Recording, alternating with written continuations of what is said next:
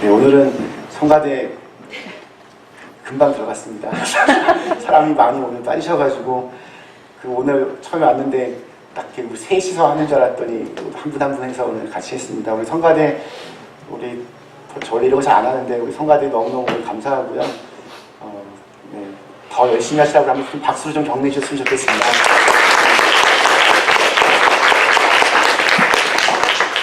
네, 오늘도 우리 하나님의 이 시간을 기억하고 또 하나님의 전에 나와서 하나님의 은혜를 갈망하는 우리 사랑하는 그린빌 가족 한 분 한 분의 삶과 또 가정과 수고하고 땀 흘리시는 모든 일터 위에 하나님의 크신 은혜와 축복이 가득하시기를 주님의 이름으로 축원합니다.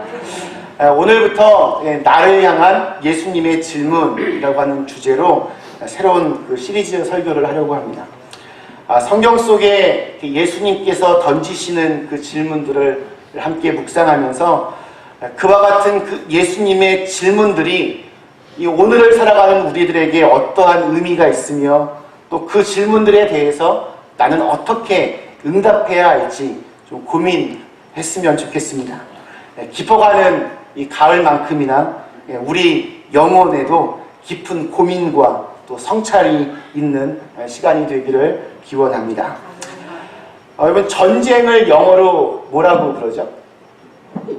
war. 예, 알 발음 잘 하셔야 됩니다. war. 예, 전쟁, war라고 합니다. 그렇다면 세상에서 가장 무서운 전쟁은 무엇일까요? 세상에서 가장 무서운 전쟁. 정답은 무서워라고 합니다. 이 무서워. 이 무서움은 인간이 정말 평생토록 싸워나가야 할 정말 무서운 전쟁 중의 전쟁입니다. 어떤 사람이 각 나라의 사람들의 어떤 평균 걸음걸이를 조사한 적이 있었답니다. 평상시 1분당 미국인들은 25걸음을 이렇게 걸어가고 영국인들은 29걸음, 일본인은 35걸음, 한국인은 얼마나 걸었을까요? 더 많이 걸어. 예, 한국인은 56, 56걸음을 이렇게 걸었다고 합니다. 왜 한국 사람들은 좀 이렇게 서구 사람들보다 배나 더 빨리 이렇게 걸음을 걸을까요? 특별히 부지런해서 그럴까요? 다리가 짧아서 접니다. 근데 이 걸음걸이를 조사했던 그 사람은 한국 사람들의 걸음이 빠른 이유가 무엇인가에 쫓기면서 살고 있기 때문이라고 그런 해석을 내놓았습니다. 무엇인가 이 쫓기는 사람에게는 불안함과 두려움, 어떤 그런 공포 심리가 있습니다. 그래서 자연스럽게 발걸음이 빨라질 수밖에 없다라고 합니다. 저는 참 일리가 있는 분석이라는 생각이 들었습니다. 누구에게나 두려움이 있습니다. 다른 사람들에게 그것을 솔직하게 표현하지 않아서 그렇지 어느 누구도 나는 두려움에서 자유로운 사람이다 라고 말하기는 어려울 것입니다. 그렇다면 여러분, 왜 두렵습니까? 사람들은 왜 두려움을 가질 수밖에 없는 존재입니다. 수많은 그 두려움의 모습들이 있겠지만 그 근원을 거슬러 올라가면 두려움에는 딱 두 가지 종류로 구분될 수 있습니다. 하나는 불확실한 미래에 대한 두려움입니다. 시대가 참 혼란해질수록 사람들이 몰려가는 곳이 있습니다. 바로 점을 보는 곳입니다. 내일을 알 수 없기 때문에 그래서 불안하고 그래서 두렵습니다. 하루하루 먹고 사는 것이 정말 두려운 사람들이 있습니다. 때로는 아무것도 내가 할 수 없다라는 무력감에 빠지는 것을 두려워하는 사람도 있습니다. 이 사업이 실패할까? 그래서 성공하지 못할까? 하면서 걱정하고 두려움을 갖기도 합니다. 내가 지금 적절한 때에 지금 가장 좋은 판단을 내가 내렸는가? 이 결정이 옳은 방향으로 나갈 것인가? 아니면 엉뚱한 방향으로 흘러가지는 않을까? 그런 두려움을 갖고 있는 사람들도 있습니다. 자녀들을 위해서 정말 열심히 기도하고 내 자녀들을 정말 진심으로 사랑하지만 그들이 과연 내가 생각한 대로, 내가 기도한 대로 잘 자라날까? 그런 거에 대한 두려움을 갖는 분들도 분명히 있을 것입니다. 외로움에 대한 두려움도 있습니다. 그리고 가장 궁극적인 두려움이라고 할 수 있는 죽음에 대한 두려움 역시 많은 사람들이 가지고 있습니다. 누구나 어떠한 종류든지 저마다의 두려움들을 가지고 그렇게 살아갑니다. 그런데 또 다른 한 종류의 두려움이 있습니다. 이것은 좀 건전한 두려움, 또한 건강한 두려움이라고 할 수 있습니다. 이것은 어떤 환경이나 피조물에 대한 두려움이 아니라 우리를 만드신 하나님 앞에서 갖게 되는 어떤 두려움, 경외감, 이런 것을 가리킵니다. 두려워해야 할 분에 대하여 두려운 마음을 갖는 것입니다. 그런데 하나님께 대한 이 두려움과 그 경외감을 우리가 바르게 갖게 되면 오히려 이 세상에 있는 모든 두려움에 대한 어떤 해독제를 얻을 수 있습니다. 세상에서 살면서 이 두 가지 두려움 중에 한 가지를 선택해야 합니다. 매일매일 반복해서 부딪혀오는 두려움에 빠져서 헤어나오지 못할 것인가? 아니면 하나님의 그 무한하신 능력, 무한하신 사랑을 내 것으로 만들어 세상에서 부딪히는 그 두려움에 승리하고 참된 평안을 누릴 것인가? 매 순간순간마다 선택하고 결단해야 합니다. 영국 문화원에서 전 세계 그 비영어권 한 100나라의 한 4만 명을 대상으로 영어 단어 중에 가장 아름다운 영어 단어가 무엇인가 그런 설문조사를 했습니다. 그 결과 1등이 뭐였을 것 같으십니까? 1등은 mother, 어머니. 그 단어가 1등이었습니다. 두 번째 단어는 열정, 패션. 세 번째는 smile, 미소이고 네 번째는 love, 사랑. 다섯 번째는 eternity, 영원. 이렇게 5가지의 순위가 정해졌습니다. 왜 전 세계적으로 이 어머니, 이 단어가 가장 소중하고 아름다운 단어가 될 수 있습니다. 어머니, 엄마라고 하는 말 앞에 모든 불안의 그림자가 사라지기 때문에 그렇습니다. 어머니와 함께 있으면 두려움이 사라집니다. 어머니 안에서 사랑도 배우고 미소도 배웁니다. 두려움으로부터 그리고 모든 불안으로부터 나를 가장 평안하게 할 수 있는 이름, 어머니. 그렇다면 우리 하나님께서는 어떠합니까? 육신의 어머니보다 더 큰 사랑으로 우리를 사랑하시는 그 하나님, 당신의 아들을 포기하시면서까지 우리의 죄를 용서하신 하나님, 우리를 당신의 자녀로 만드신 하나님, 우리를 무한한 그 능력으로 우리를 포용하시는 하나님, 우리가 그분 안에 있다면 매일매일 당면하고 있는 그 두려움의 문제를 해결해 낼 수 있는 능력을 덧입게 될 수 있으리라 믿습니다. 오늘 이 아침에 저희가 읽은 이 말씀에 의하면 제자들이 탄 배가 갈릴리 바다 한복판에서 큰 풍랑을 만나게 됩니다. 이 갈릴리 바다에 강풍이 불어온 것입니다. 물이 차들어옵니다. 물속에 빠질 위험에 처해지게 되었습니다. 이제 배가 점점 침몰하기 직전까지 갔다라고 그렇게 여겨집니다. 그때 이 제자들은 예수님을 보았습니다. 근데 예수님은 태평하게 주무시고 계셨습니다. 굉장히 피곤하셨던 것 같습니다. 예수님의 공생의 이 사역은 병든 자들을 손수 만지시며 고쳐주시고 귀신 들린 자들을 그 귀신을 쫓아내시고 우리 인간의 그 하나님의 자녀됨을 회복케 하시는 사역이었습니다. 하나님 나라를 선포하시는 그런 하나님의 사역이었습니다. 때로는 너무 일이 많아져서 밀려 들어오는 사람들 때문에 정말 밥 먹을 틈조차 없을 정도로 바쁘셨다라고 성경은 기록하고 있습니다. 오늘 저희가 읽은 이 말씀 앞에 있는 20절에 보면 이렇게 예수님 스스로 말씀을 하십니다. 예수께서 이르시되 여우도 굴이 있고 공중의 새도 거처가 있으되 인자는 머리 둘 곳이 없다 하시더라. 그래서 어쩌면 그렇게 광풍이 몰아치는 그 바다 한복판에서 좀 쉬시려고 했는지도 모르겠습니다. 제자들은 지금 위기라고 난리가 났다라고 그렇게 하는데 배 한편 구석에서 예수님은 깊은 단잠에 빠져 계십니다.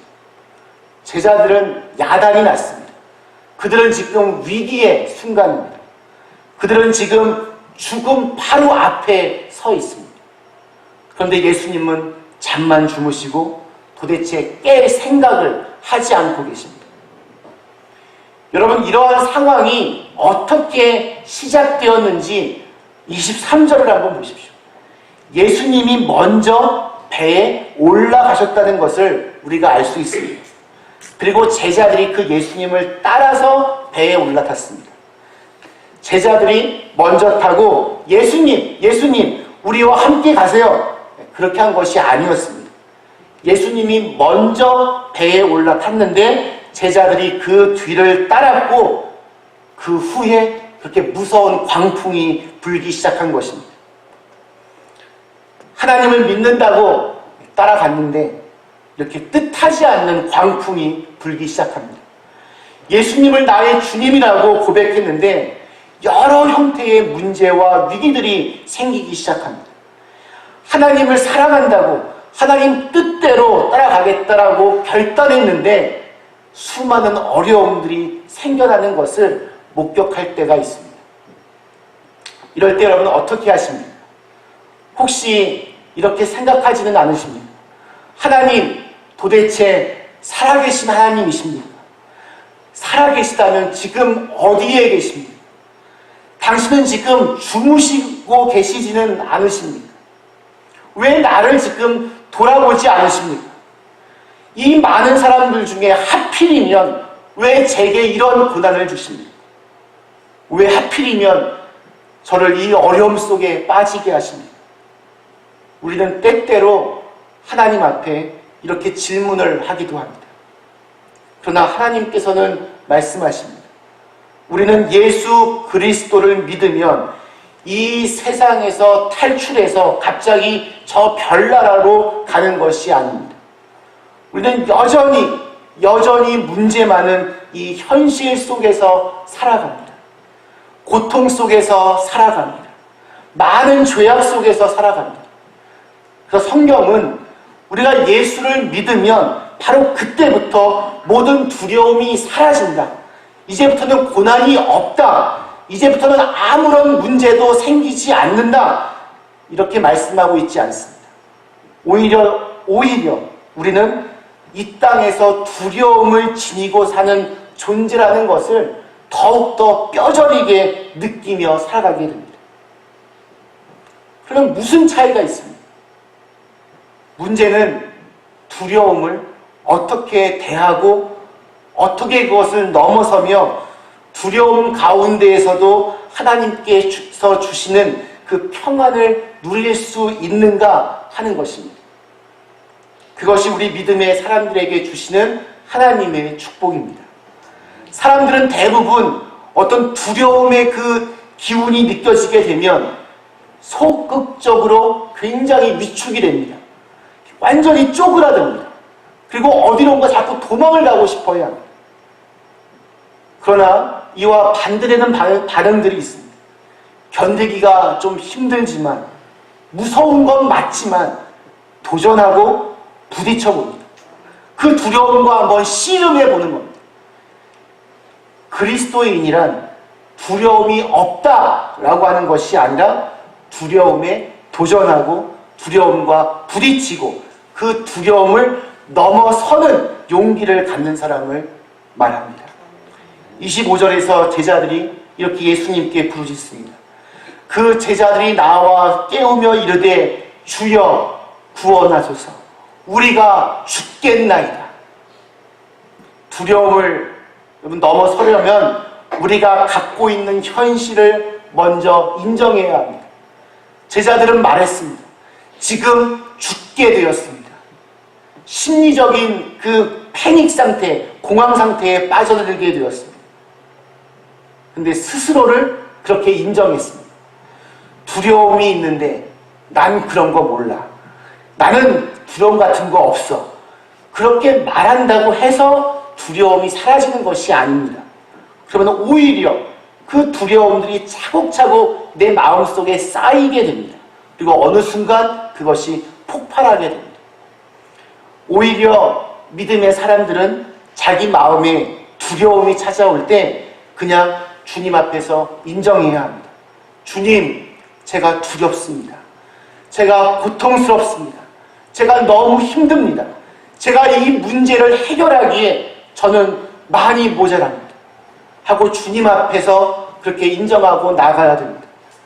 여기에 제자들이 갖고 있던 아주 작은 믿음이 그 안에 있었습니다. 그들은 한편으로 의심하기도 했습니다. 정말 예수님께 이 문제를 가져가면 이것이 해결될까? 그러나 또 다른 한편으로는 믿음이 있었습니다. 그래도 주님이 일어나시면 이 문제를 해결할 수 있을 거야 하고 주님께 나아갔습니다. 막연한 그 두려움들을 그냥 가지고 있어서는 안 됩니다. 그 막연한 정체를 알 수 없는 두려움이 우리를 지배하게 해서는 안 됩니다. 막연한 두려움 속에서 억압당하시면 안 됩니다. 두려움의 그 정체가 무엇인지를 분명히 알고 하나님께 이 두려움을 어떻게 해야 합니까? 하고 아뢰는 것이 믿음의 사람들이 그 두려움을 이겨나가는 비법 중의 비법입니다. 제자들은 그래서 자기들이 죽겠다라고 고백하면서 예수님을 깨워서 예수님 좀 일어나세요 라고 말합니다. 이것은 기도하는 것입니다. 하나님께 부르짖고 맡기는 것입니다. 하나님께 맡기고 예수님께 기도하면 그때부터 우리의 두려움은 더 이상의 두려움이 아니라 이제는 하나님께서 해결해 주셔야 할 그 두려움으로 바뀌는 것입니다. 이제는 하나님께서 하셔야 합니다. 이제는 하나님께서 다뤄주셔야 합니다. 이제는 하나님께서 내 두려움의 문제를 해결해 주셔야 합니다 하고 그 두려움에서부터 탈출하게 됩니다. 시편 55편 22절에서 우리에게 참 힘이 되는 구절이 하나 있습니다. 내 짐을 여호와께 맡기라. 그가 너를 붙드시고 의인의 요동함을 영원히 허락하지 아니하시리로다. 일시적으로는 요동칠 수 있습니다. 일시적으로는 넘어질 수 있습니다. 일시적으로는 두려워할 수 있습니다. 그러나 그 두려움에 우리를 사로잡게 할 수는 없습니다. 내가 너를 영원히 요동치 않게 하겠다.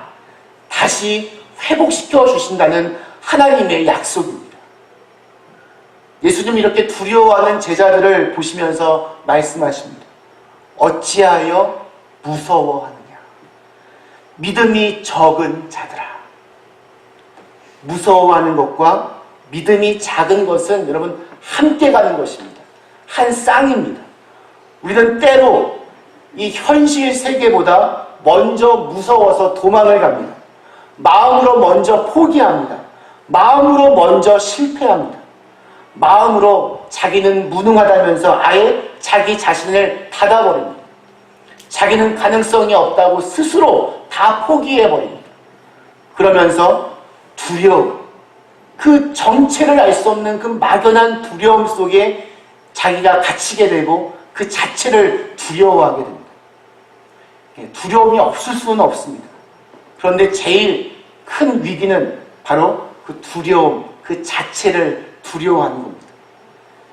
여러분, 무서워서 도망을 가십니까? 아니면 도망을 가기 때문에 무서워지십니까?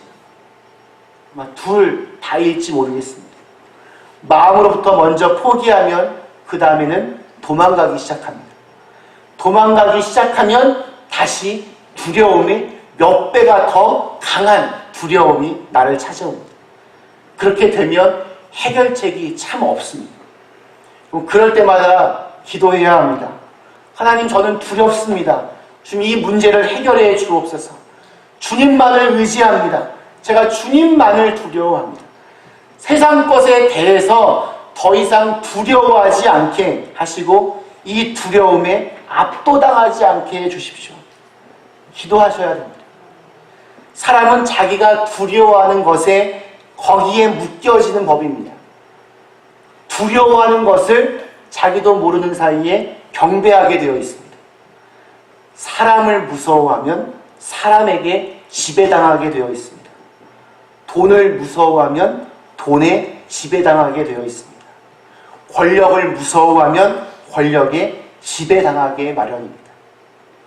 오직 우리는 하나님께만 우리의 두려움을 드려야 합니다. 하나님만이 우리의 경배의 대상입니다. 하나님만을 경배하는 그 순간에 세상의 모든 두려움으로부터 자유할 수 있는 그 해방감을 맛볼 수 있습니다. 우리 성녀 중에 성녀라고 불리는 우리 테레사 수녀가 그녀가 갖고 있는 욕망에 대한 두려움, 또 그가 갖고 있던 다른 사람들에게 조롱받을지 모른다는 두려움에 대해서 고백하면서 주님께 드린 기도가 있습니다. 오 예수님, 저를 해방시켜 주옵소서. 존경받으려는 욕망으로부터, 사랑받으려는 욕망으로부터, 칭찬받으려는 욕망으로부터, 명예로워지려는 욕망으로부터, 찬양받으려는 욕망으로부터, 선택받으려는 욕망으로부터, 조언받으려는 욕망으로부터, 인정받으려는 욕망으로부터, 인기를 끌려고 하는 욕망으로부터, 하나님을 두려워하고 하나님께서 원하시는 그런 자기의 삶을 사는 것이 아니라 어떻게 하면 저 사람의 비위를 좀 맞출까? 어떻게 하면 저 사람의 관심을 좀 가지고 올 수 있을까? 어떻게 하면 다른 사람들로부터 좀 칭찬을 받을 수 있을까? 하는 욕망이 순간순간마다 우리를 두려워지게 만드는 것입니다. 그래서 이 테레사 수녀는 연이어서 이렇게 기도합니다. 모멸받는 두려움으로부터, 경멸받는 두려움으로부터, 질책당하는 고통의 두려움으로부터, 비방당하는 두려움으로부터, 잊혀지는 두려움으로부터. 여러분, 낮아질까봐 얼마나 두려워하십니까? 남이 자기를 좀 함부로 모욕할까봐, 자기가 비난의 대상이 될까봐 얼마나 두려우십니까?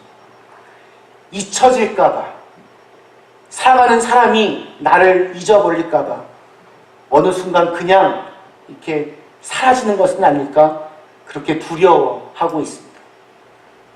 테레사 수녀는 계속해서 그 다음을 기도합니다. 오류를 범하는 두려움으로부터, 우스꽝스러워지는 두려움으로부터, 의심받는 두려움으로부터 나를 해방시켜 주옵소서. 오 주여. 여러분을 두렵게 하는 것은 무엇입니까? 두려워할 수 있습니다. 그러나 그 두려움 자체를 두렵게 하는 그것은 무엇입니까? 하나님께 기도한다고 하는 것은 하나님만을 두려워하고 세상의 피조물에 의한 두려움으로부터 탈출하겠다라고 하는 용기 있는 태도입니다. 두려움을 두려워하는 것, 이것이 가장 큰 문제입니다. 미국이 지금보다 더 경제적으로 어려웠던 그 대공황 위기에 놓여있던 1933년 이 루즈벨트 대통령이 되면서 첫 번째 취임사를 하면서 이렇게 이야기를 합니다. 지금까지 견디어 온 것처럼 견뎌낼 것이며 다시 살아나서 다시 번영할 것입니다. 그러므로 나는 나의 확고한 믿음을 이 시간 여러분께 알려드리고자 합니다. 그래서 아주 유명한 이야기를 합니다. 우리가 가장 두려워해야 할 것은 바로 두려움 그 자체입니다. 막연하고 이유도 뭔지 모르겠고 또 정당하지 않은 두려움은 우리를 계속 쪼그라들게 만듭니다. 계속 후퇴하고 계속 후회하게 만듭니다. 그래서 이 두려움의 안개를 뿌리쳐야 합니다. 예수님이 제자들에게 말씀을 하십니다. 두려움을 넘어서라. 왜 무서워하느냐? 믿음과 용기를 가져라. 그리고 곧 일어나셔서 바람과 바다를 꾸짖어 주셨습니다. 왜 그러셨습니까? 그 인간의 존엄성을 파괴시키고 인간의 그 생명을 무너뜨리는 세력이라면 그것은 바람도, 바다도, 물건도, 사람도, 인격도 다 꾸짖음을 받을 것입니다. 우리도 예수님과 같은 그런 마음을 가져야 합니다. 질병이 억누르고 있으면 주님의 이름으로 선포하십시오. 예수 그리스도의 이름으로 질병아 나가라. 예수 그리스도의 이름으로 귀신아 나가라. 예수 그리스도의 이름으로 나를 낭망하게 하고 절망하게 하고 두렵게 만드는 그 잘못된 것들을 향하여 꾸짖고 내쫓아내야 합니다. 말씀 마치겠습니다. 사랑하는 그린빌 가족 여러분, 오늘 예수님은 어찌 보면 막연한 두려움 속에 있는 저와 여러분에게 어찌하여 무서워하느냐 물어보고 계십니다. 이 질문에 여러분은 어떻게 대답하시겠습니까? 예수를 믿는다고 하는 것은 분명히 힘이 있습니다. 예수를 믿는다고 하는 것은 하나님의 그 무한한 능력에 우리가 들어가는 것을 의미합니다. 그리스도인이란 세상을 두려워하는 것이 아니라 하나님을 두려워하고 하나님을 경외하는 사람들입니다. 제자들은 처음에 바람을 무서워하고 바다를 무서워하다가 이제는 예수님을 두려워하기 시작했습니다. 참으로 두려워해야 할 분을 두려워하게 되면 세상의 모든 두려움으로부터 하나하나 자유함을 얻게 됩니다. 하나님께 대한 그 두려움을 잃어버리게 되면 세상의 온갖 두려움들이 나를 잠식해 들어오게 됩니다. 반대로 하나님만을 두려워하면 세상의 두려움으로부터 자유하게 됩니다. 주님은 지금도 말씀하십니다. 두려워하지 말라. 내가 항상 너와 함께 있겠다. 그 약속을 믿고 우리의 마음을 요동치게 하고 또 우리의 마음을 답답하게 만드는 그 두려움의 그림자로부터 참된 자유와 평안을 누리는 저와 여러분이 다 되실 수 있기를 주님의 이름으로 간절히 축원합니다. 잠깐 우리 주신 말씀 생각하면 같이 잠깐 기도하겠습니다.